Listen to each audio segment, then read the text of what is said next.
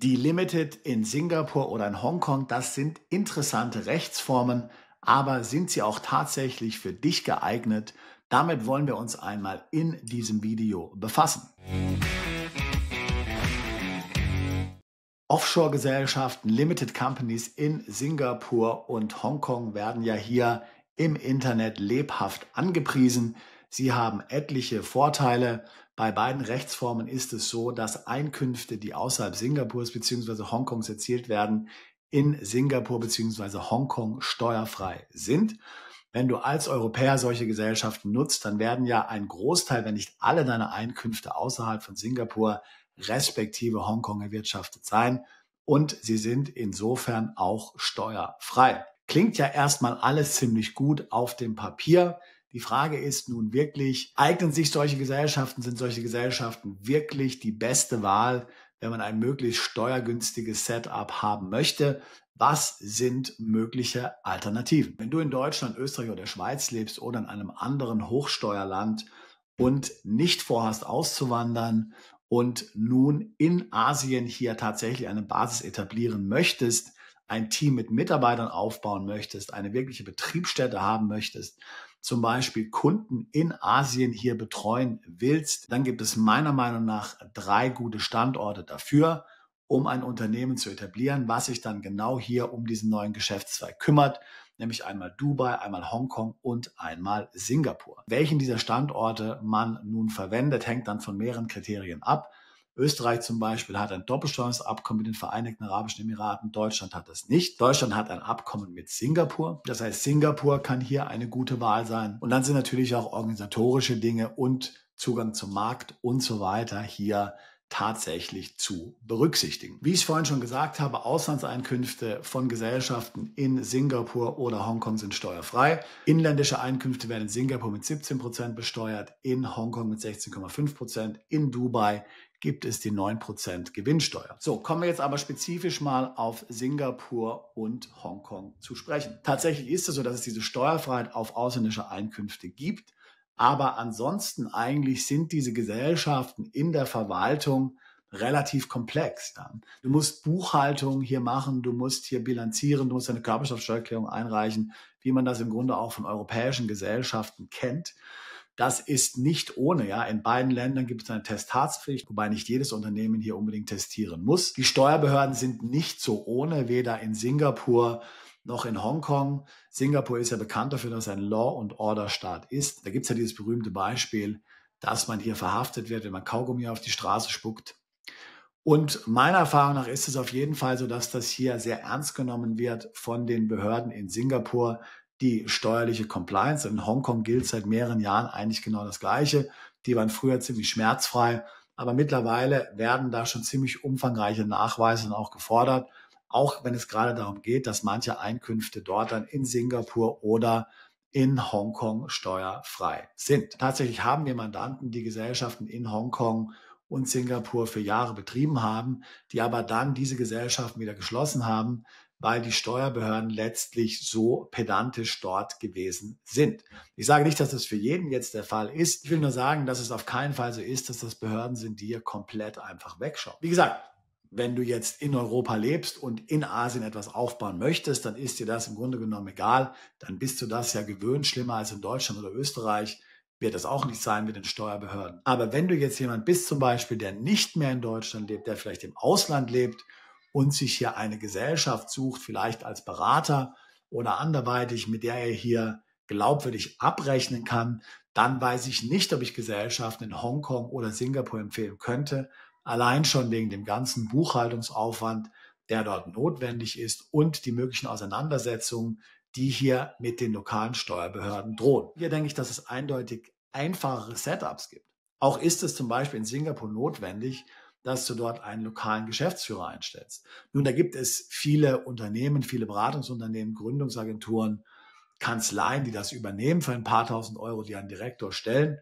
Aber es ist eben eine zusätzliche Ausgabe. Da gibt es doch Gesellschaften, die deutlich einfacher in der Verwaltung sind. Wir reden ja hier oft über die amerikanische LLC zum Beispiel. Also die ist viel einfacher zu verwalten als nun eine solche Gesellschaft in Singapur oder in Hongkong. Und auch sie ist natürlich komplett steuerfrei, wenn du keine Betriebsstätte in den USA hast.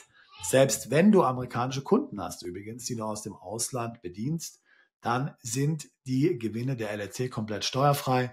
In Kombination mit dem richtigen Setup, also mit dem richtigen Wohnsitzstaat, ist die LLC meiner Meinung nach einer Gesellschaft in Hongkong oder auch in Singapur weit überlegt. Sicherlich ist die Reputation eine Frage. Mir ist natürlich klar, dass Singapur eine gute Reputation hat. Die Schweiz Asiens. Hongkong hatte früher eine bessere Reputation. Das ist jetzt alles ein bisschen so natürlich auch aufgrund der politischen Situation lediert. Aber dennoch, Hongkong ist sicherlich auch ein guter Standort. Wäre es jetzt tatsächlich die erste Wahl für mich, wenn ich im Ausland bin und hier eine möglichst steuergünstige Gesellschaft mit möglichst wenig Aufwand installieren möchte?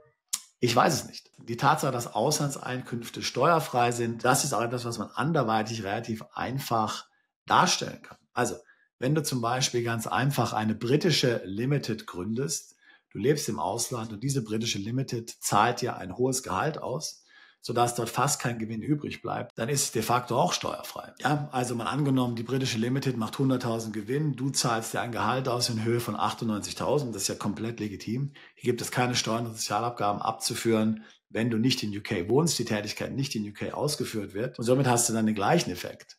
Du hast aber einen Standort wie London, du hast ja die Antwort, dass du einen lokalen Geschäftsführer einstellen musst und du hast eine Steuerbehörde im Falle von UK, die sehr, sehr pflegeleicht ist, ja, wo im Grunde genommen nichts nachgefragt wird, ja, wenn du deine Erklärung ordentlich und fristgerecht einreichst, ja.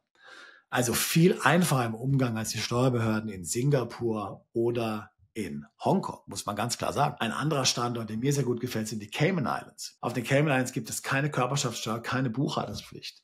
Du musst im Grunde gar nichts einreichen. Die Cayman Islands erheben nicht mal die globale Mindeststeuer von 15% bei großen Unternehmen, die mehr als 750 Millionen Dollar Umsatz machen. Ja. Cayman Islands ist schnell gegründet, es gibt keine Testatspflicht, du kannst selbst Geschäftsführer sein.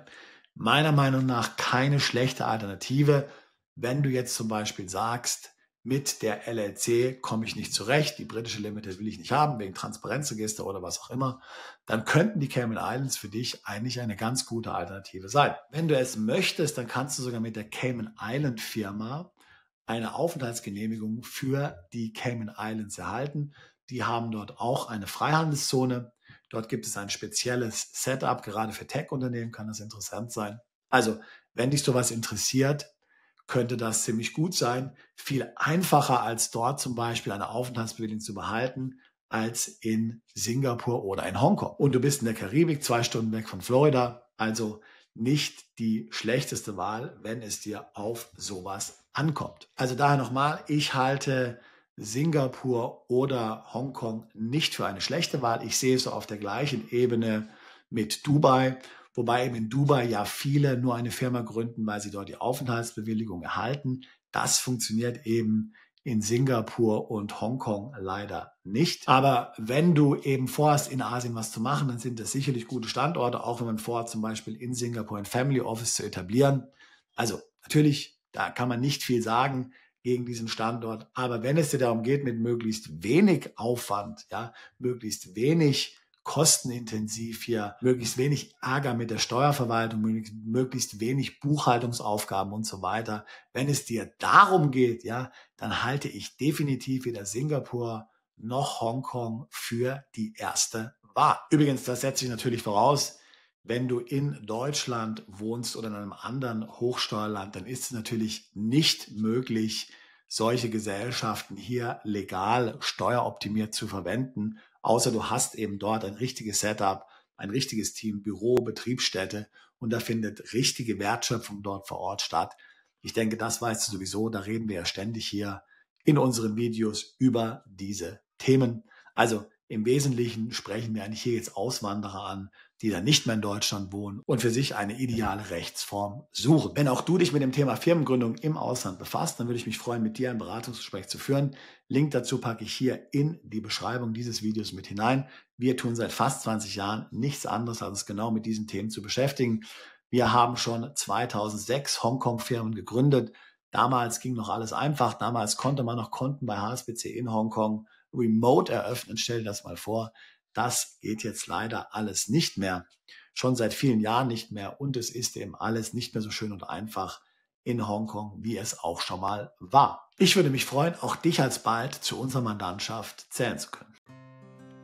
Bist du Unternehmer, Freiberufler oder Investor? Zieht es dich schon lange ins Ausland? Mach heute den ersten konkreten Schritt in eine Zukunft mit mehr Geld und mehr Freiheit. Buche ein Beratungsgespräch mit Sebastian und seinen Kollegen. Unsere Kanzlei unterstützt Mandanten wie dich dabei, deine Steuerlast legal zu reduzieren, Vermögen aufzubauen und zu schützen und deine persönliche Freiheit zu maximieren. Profitiere jetzt von unserem Fachwissen und unserem Netzwerk. Gehe zu mandatierung.com und werde Mandant unserer Kanzlei.